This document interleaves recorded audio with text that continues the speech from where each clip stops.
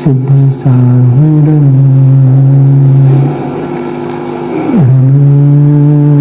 नमो सिद्धिसाहुरं नमो सिद्धिसाहुरं चौबीसं तिथ्यरे उसहाई वीर पछिने बंदे सबे सगड़ गण हरे सिद्धे से सानमन सामी नमो रंताड़ं नमो सिद्धारं नमो आयरीयाणं नमो वज्रयाणं नमो लोय सर्वसाहुरम्। अंतर्तीत सिद्ध परमेष्ठी भगवान की वर्तमान शासननायक वर्धमान स्वामी की 1008 मुन्नायक भगवान श्री पार्श्वनाथ स्वामी की परम पूजनीय आचार्य भगवान 108 श्री गुणभद्र स्वामी की परम पूजनीय आचार्य भगवान ऋषिकेश्वर विशुद्ध सागर जी महाराज की सिद्धांत शास्त्र की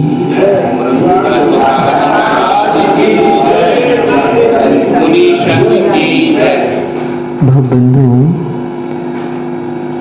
हम सभी श्री आदिनाथ स्वामी के श्री चरणों में शिव श्री की प्राप्ति के लिए श्री जिन देशना का श्रवण कर रहे हैं। कभी सुखी होता है, कभी दुखी हो जाता है। इस अस्थिर मन में जब तक माध्यस्थ भाव नहीं आएगा तब तक धर्म प्रारंभ नहीं होगा। हमको लगता है कि हम बहुत अच्छा धर्म कर रहे हैं, पर हमारे अंतरंग में जो राग द्वेष की कणिका चल रही है, राग पदार्थों में प्रीति रूप परिणाम, द्वेष पदार्थों में अप्रीति रूप परिणाम। अब ये प्राणी मान लो इसने किसी से राग कर लिया, मंदिर में भी उसका चेहरा दिख रहा है। इसने किसी से द्वेष कर लिया, मंदिर में भी उसका चेहरा दिख रहा है। अभी मंदिर आया क्यों था? पूजा करने, या जिससे इसको राग द्वेष हुआ था उसको देखने के लिए। विचारनीय विषय कि हम अपने पैर पर कुल्हाड़ी मारने वाले हम स्वयं, और फिर धर्माचरण कैसे होगा?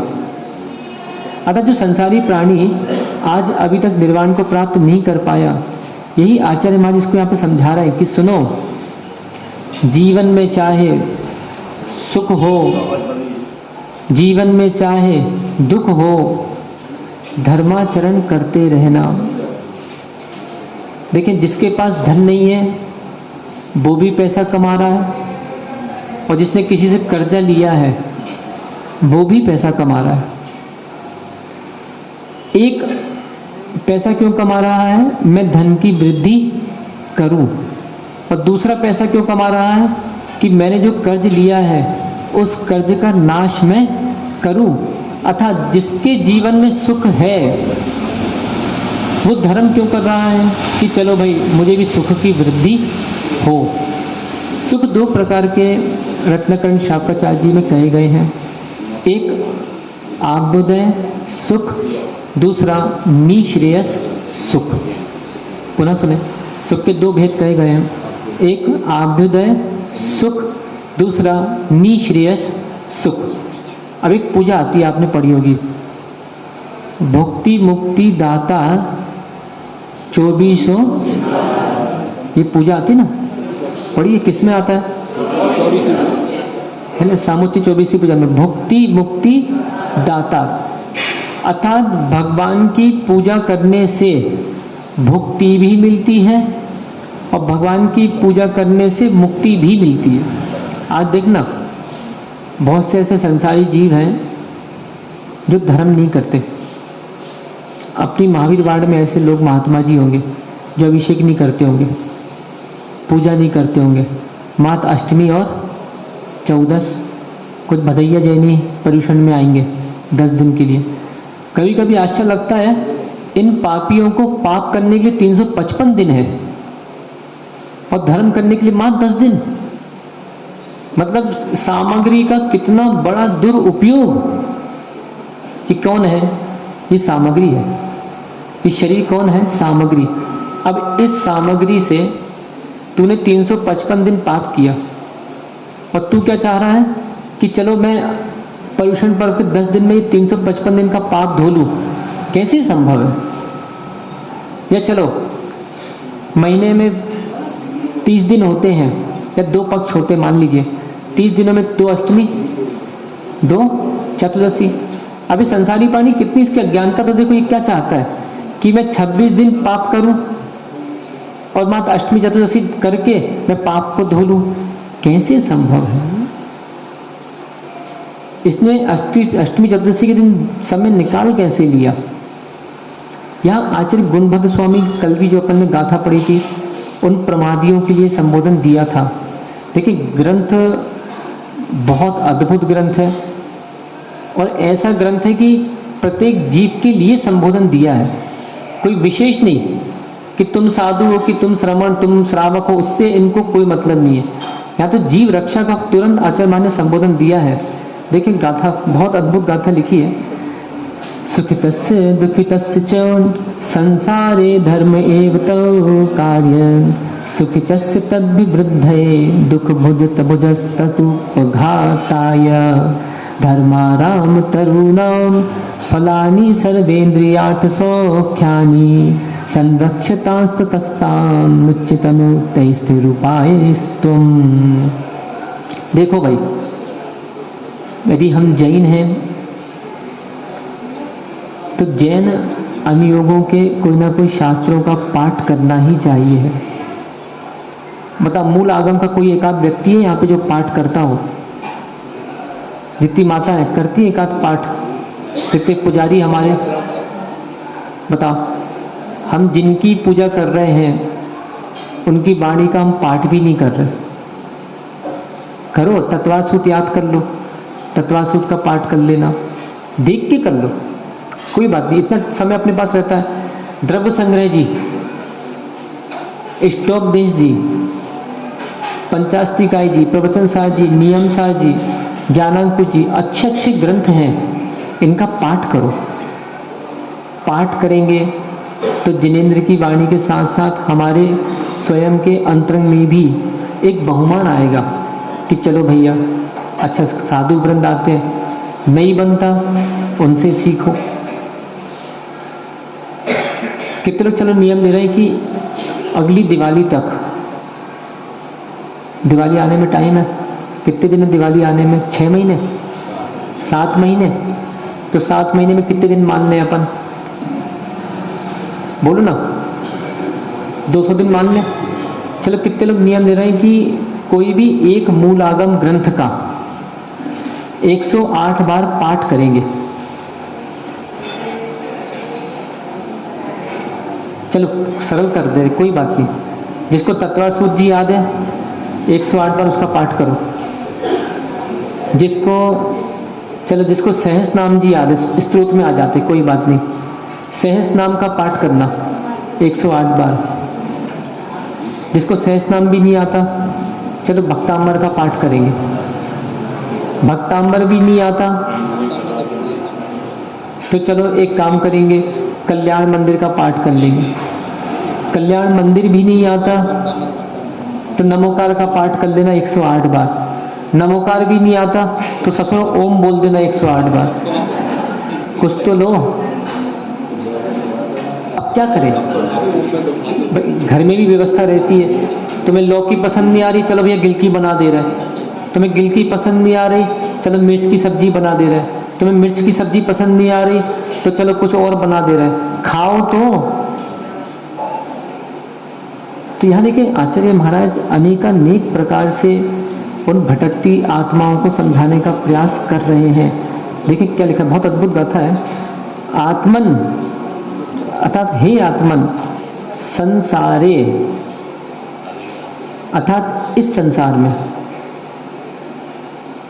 सुखितस्य, सुख का अनुभव कर रहा हो। च, सुख का अनुभव किससे होता है? पुण्य के उदय से।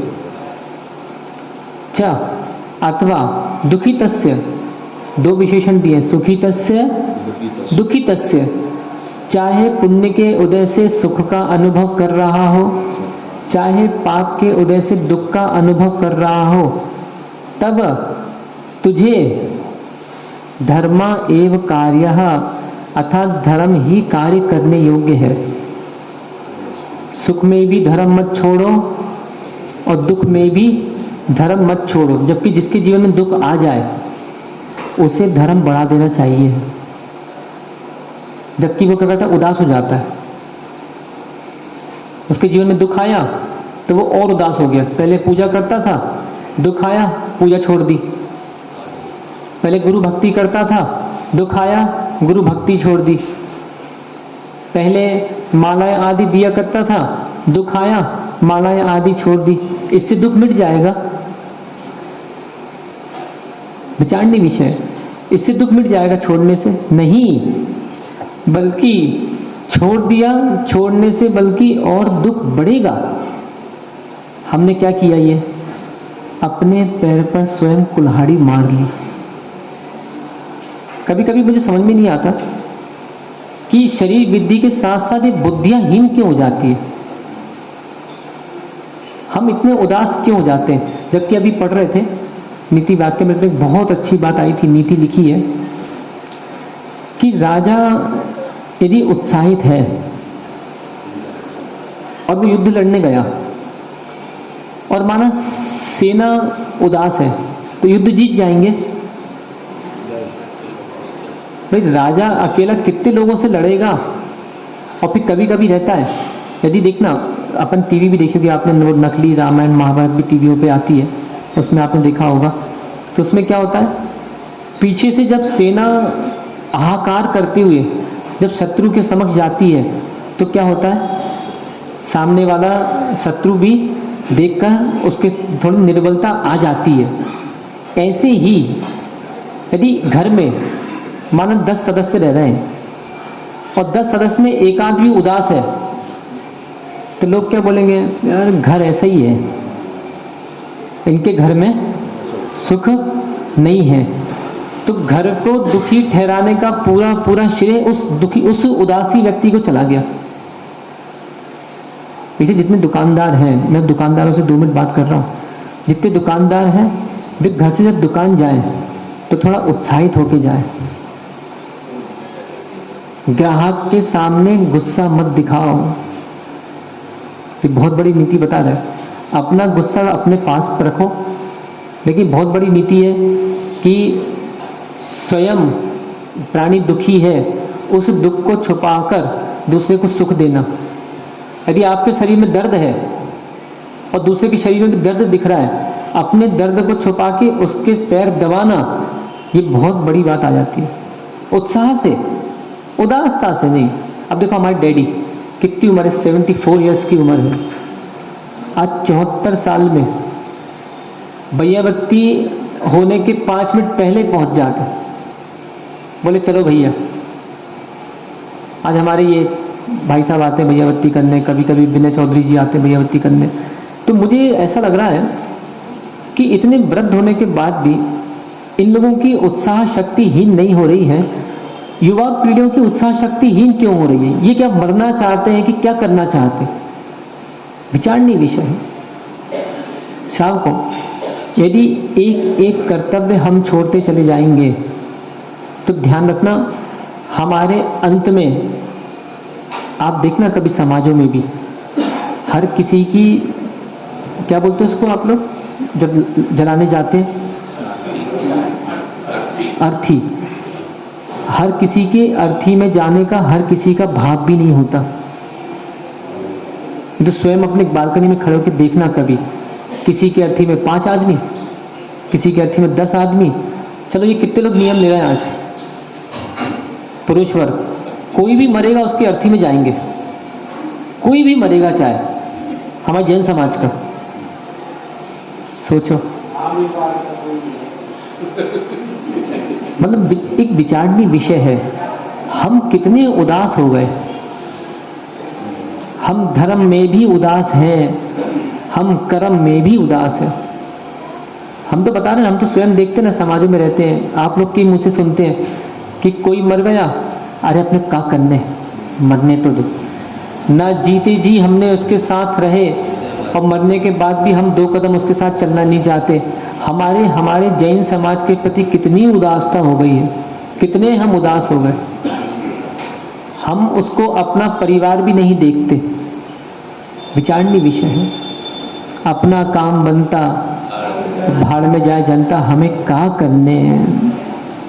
तो देखो, ऐसा जीवन तो मुझे लगता है, जीवन चलेगा, कोई परेशानी नहीं है, जीवन चलेगा, रोटी पानी मिलेगा, खाना पीना सब मिलेगा, कोई दिक्कत नहीं है, परंतु एक उत्साह से जीवन जिए कि नहीं, बोले ये भाई साहब चाहे कोई भी मरा हो, ये भाई साहब उसकी अर्थी में गए थे, चलो अपन इनकी अर्थी में अवश्य जाएंगे। क्या कह रहे, सम्यक ज्ञान दे रहे, हम तो कुछ नहीं कह रहे।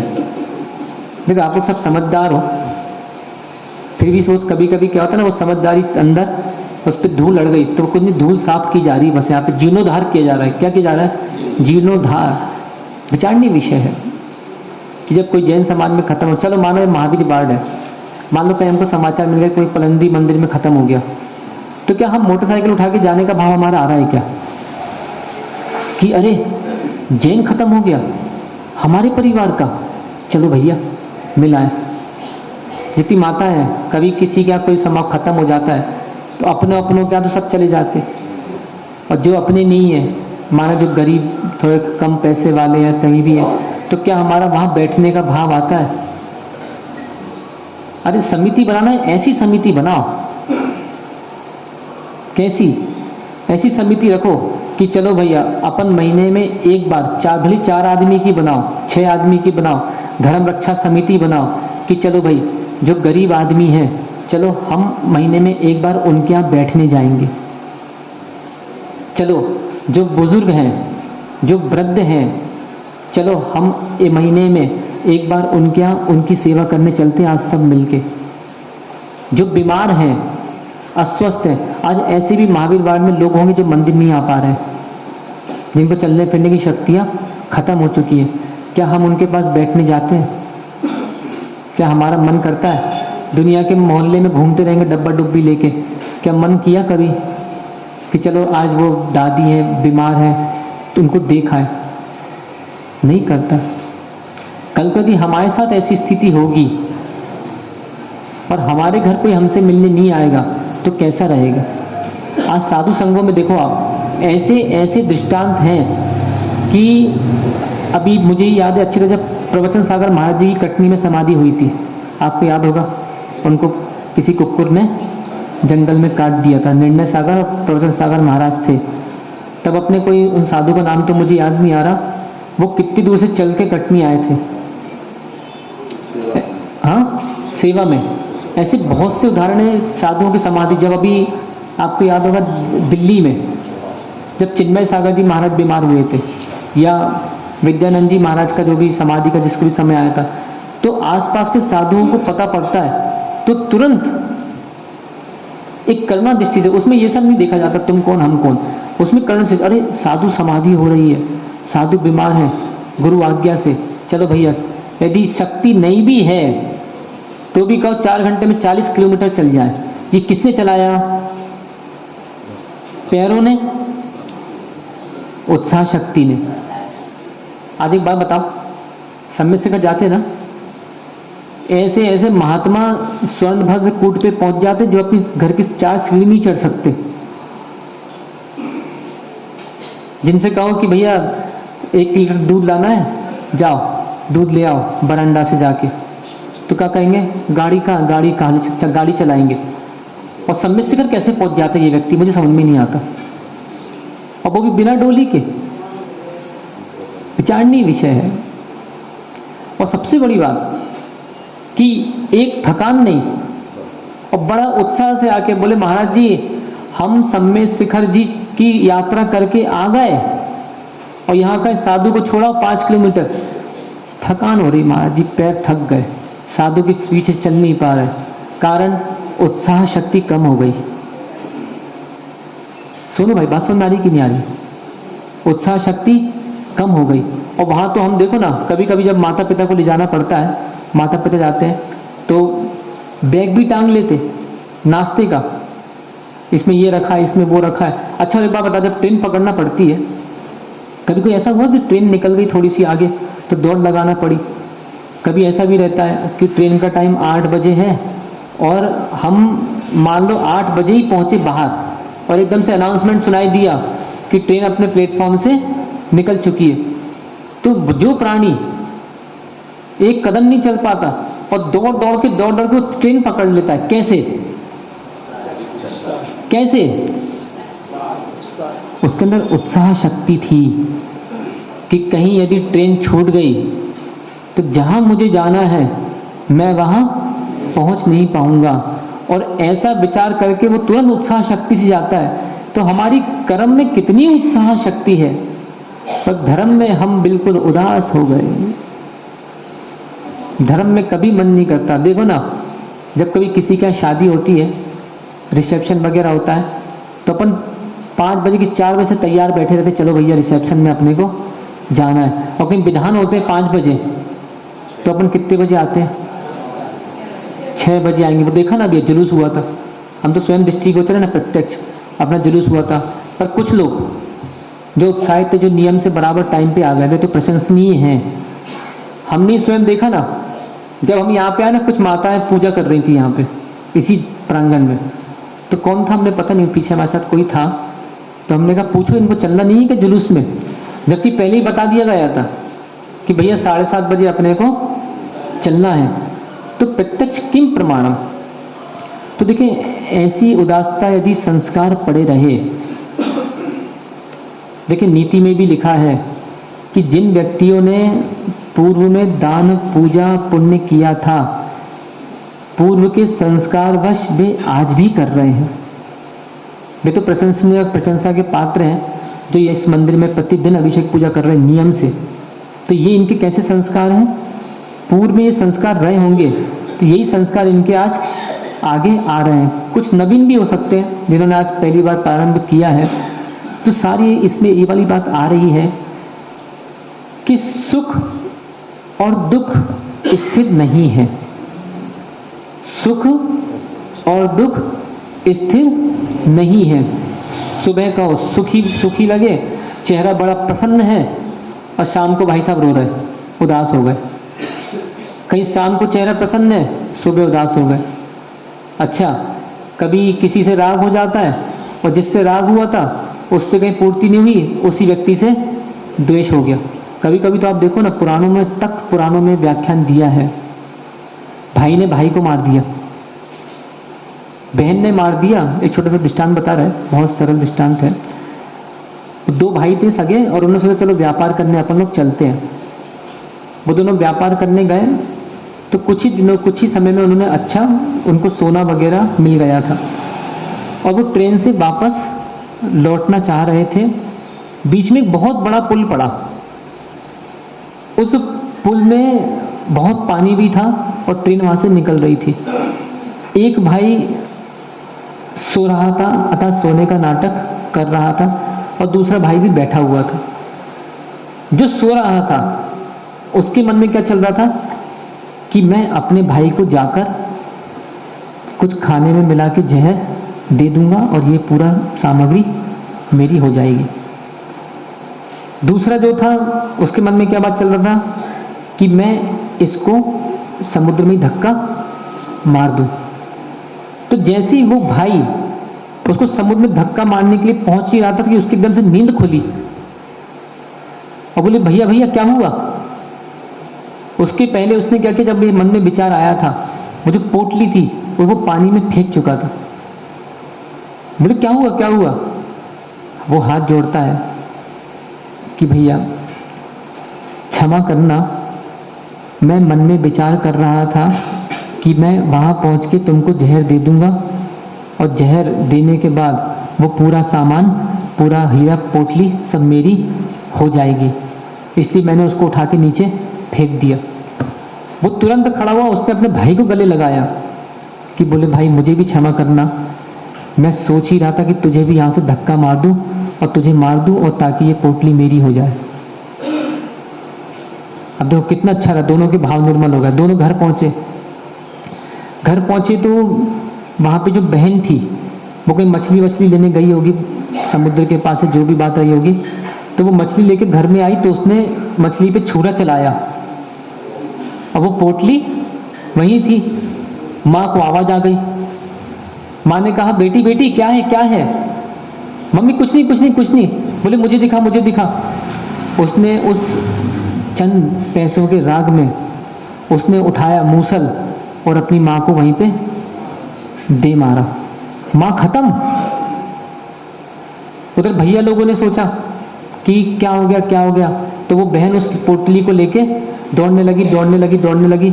उधर भैया लोग उसके पीछे दौड़े कि क्या हुआ तूने माँ को मार दिया माँ को मार दिया, और भाइयों ने दोनों मिलकर बहन को खत्म कर दिया। तो श्रावकों, सार इतना है कि हम अपने ही परिणामों के कारण अपनों को ही खत्म कर रहे हैं, किसी दूसरे को नहीं। मात्र अपने परिणामों के कारण, राग द्वेष परिणामों के कारण। आचार्य भगवान यहाँ पे यही समझा रहे हैं कि देखो भाई, जीवन में सुख भी आता है, जीवन में दुख भी आता है। क्या लिखा? सुखी तस्या दुखी तस्या, अर्थात व्यक्ति का धर्माचरण और अभिवृद्धे, दो प्रकार के। सुखी व्यक्ति धर्माचरण कर रहा है काय के लिए? सुख की वृद्धि के लिए। दुखी भुजा और दुखी व्यक्ति भी धर्माचरण कर रहा है काय के लिए? तत् उपघाताये, उस दुख के विनाश के लिए। कभी कभी मुझे आश्चर्य लगता है कि संसार में जिनके पास सब कुछ है, धन है, पैसा है, कार है, आदि आदि सब कुछ है जिनके पास, वे तो प्रतिदिन मंदिर में पूजा अभिषेक कर रहे हैं। और जिनके पास कुछ नहीं है, वे पापी लोग घर में सो रहे। विचारणीय विषय है। यहाँ भी ऐसी बहुत सी माताएं होंगी जिनके पुरुष मंदिर में आते ही नहीं है, अभिषेक नहीं करते, पूजा नहीं करते। वे तो बहुएं या जिनको कहें जो भी स्त्रियां आई और जिन्होंने अपने पतियों को पलट दिया, उनके पतियों को तो उनके पैर छूना चाहिए, बराबर प्रतिदिन पैर छूना चाहिए कि बताओ मैं कितना पापी था और कम से कम इसने आके मुझे धर्म में तो लगा दिया। पैर छूता नहीं, उल्टा थप्पड़ मारता खींच के एक, या तो उसको थप्पड़ मारेगा या गालियां देगा।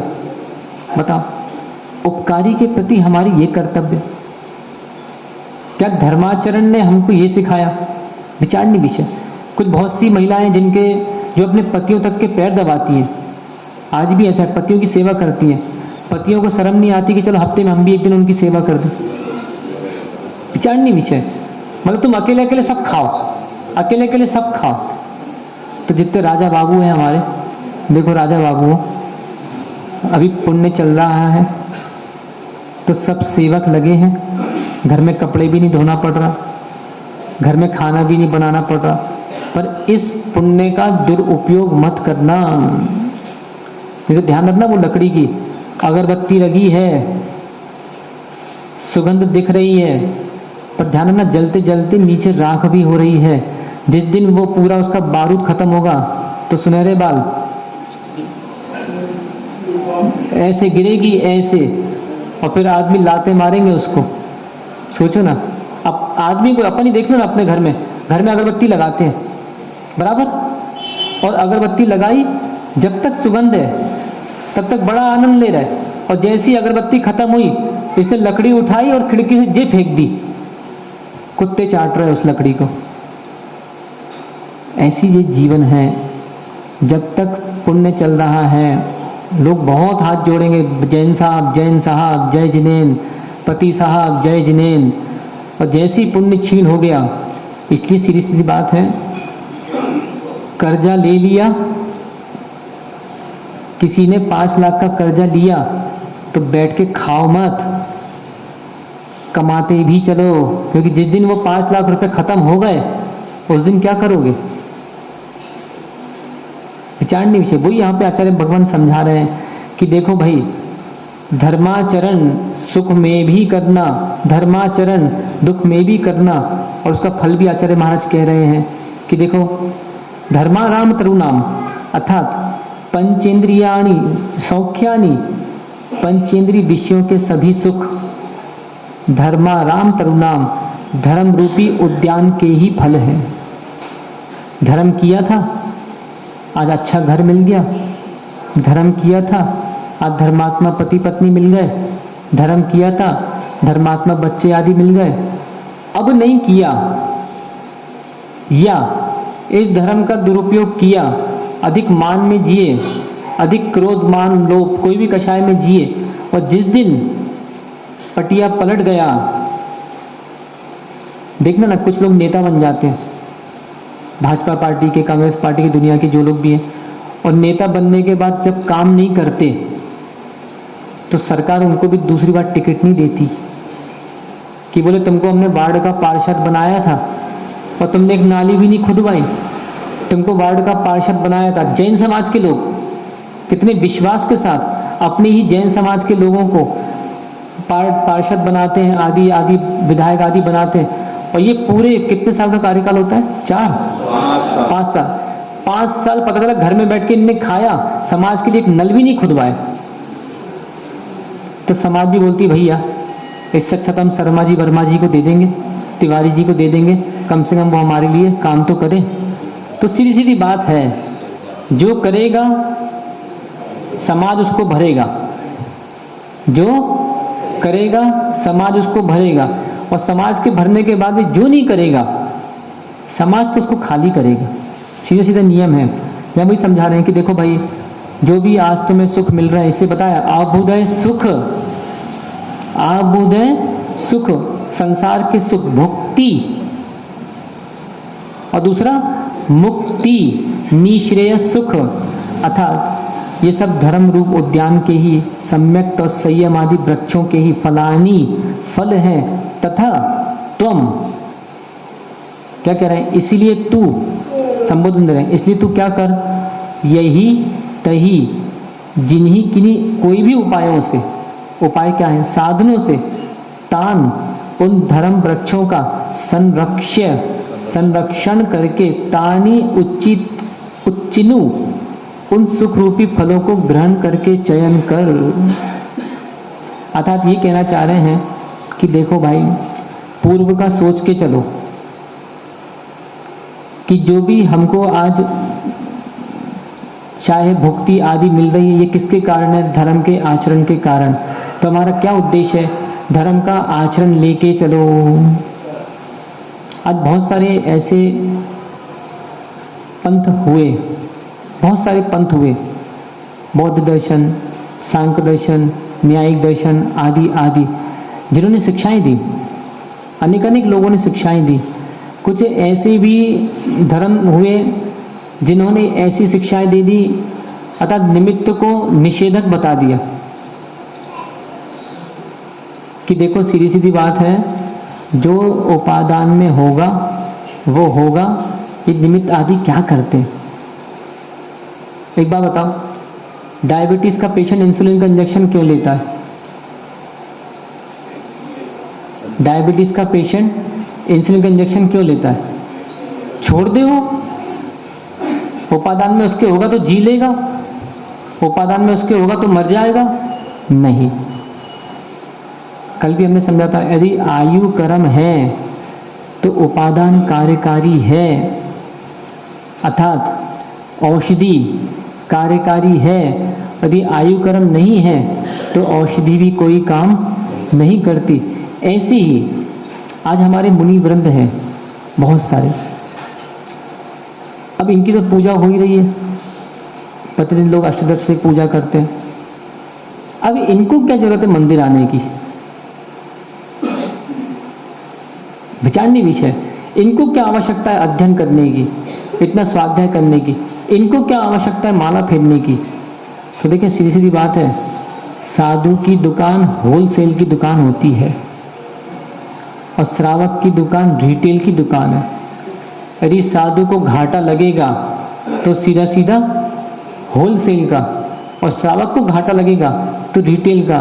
तो हे मुनिराज, आपका पुण्य था पूर्व के पुण्य से आज आप मुनि बन गए, 28 मूल गुण के धारी हो गए, और कहीं अब साधना नहीं की, कहीं अब आपको स्वयं मान कषाय आ गई कि चलो भैया अब तो क्या, अब हम साधु बन गए हैं, अब तो क्या दुनिया पैर छू रही है, आहार में ये पूजा हो रही है, शाम को ये आरती हो रही है, लोग हाथ जोड़ रहे हैं, अब तो आनंद का जीवन जियो। नहीं, संग्रह संरक्षण, संग्रह करना कोई बहुत बड़ी बात नहीं है। आज एक श्रावक ने भी अपने घर में स्त्री लिया है, अपने घर में कार खरीद ली। अब सोचो जिसने कार खरीदी है उसमें यदि एक खरोंच लग जाए कैसा लगता है? मन में अशुद्धि आती कि नहीं आती है? एक स्वयं का बच्चा यदि वो रोने लगे मन में अशुद्धि आती कि नहीं आती है? तो संग्रह करना सरल है, संरक्षण कठिन है। आज बड़ी बुद्धि से हमने ऐसे भावों का संग्रह किया कि हमारे अंदर में गुरुओं के प्रति भाव आ रहे हैं, बहुमान आ रहा है, हमारे अंदर देवशास गुरु के प्रति बहुमान आ रहा है, संग्रह कर लिया। अब इसका संरक्षण, रक्षा करना बहुत कठिन है।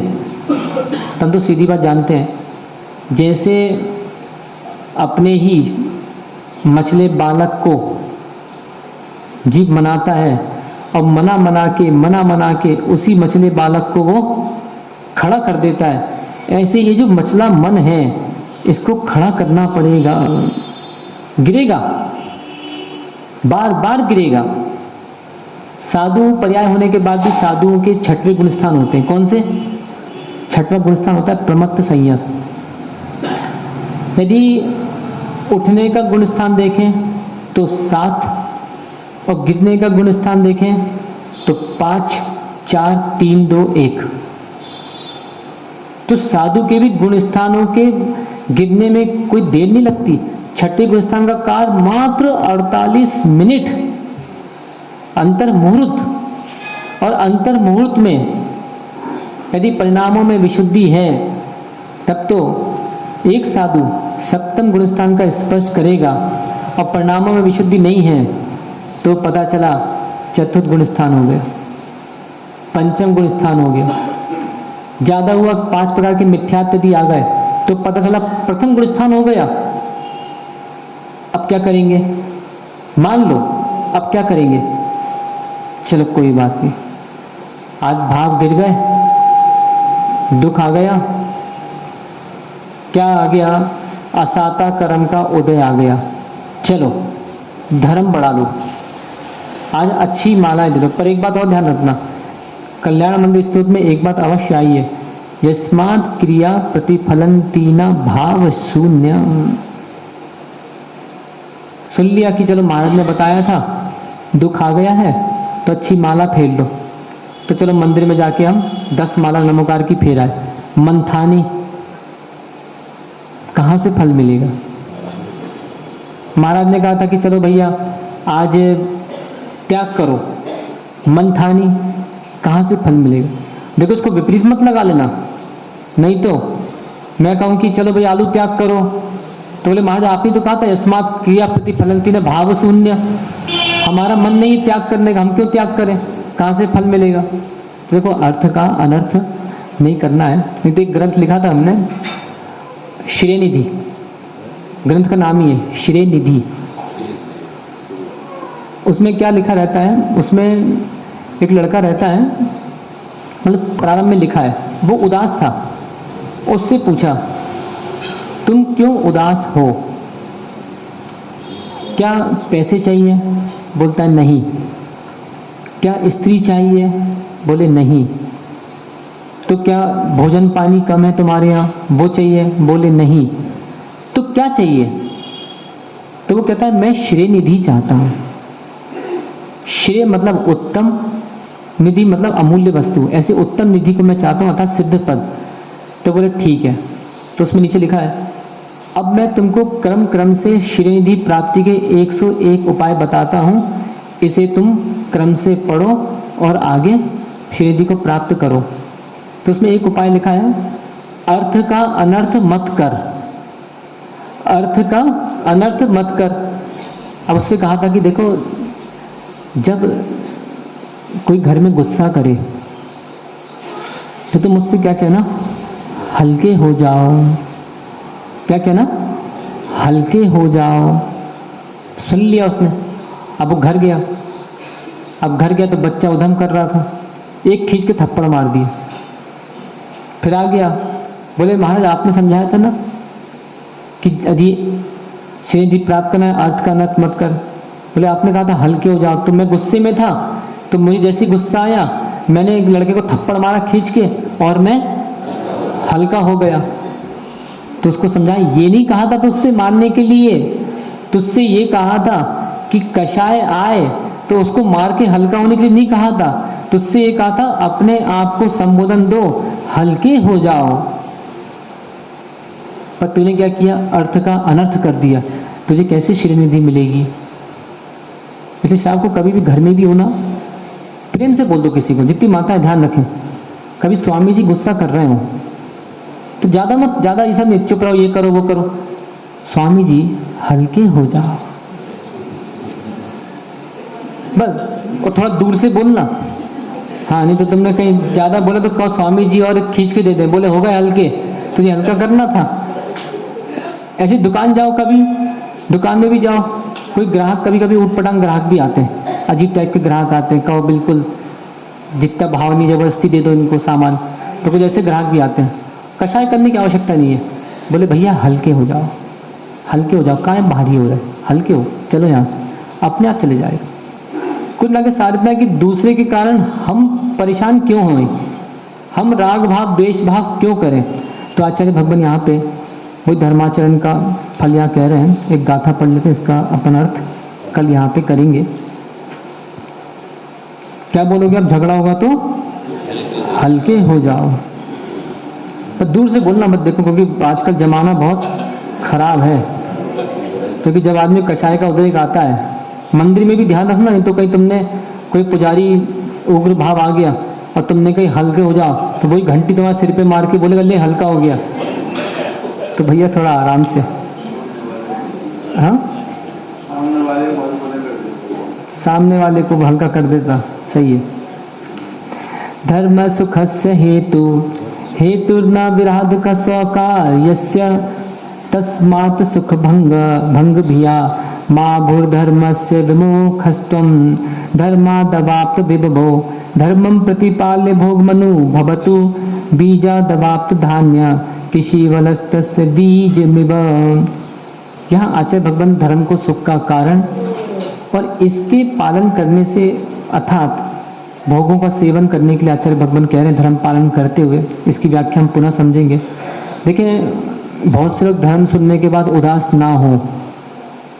बहुत से लोगों के मन में भाव आता है कि बताओ इतना सुनते जा रहे और कुछ पालन नहीं कर रहे, तो उदासता आ जाती है।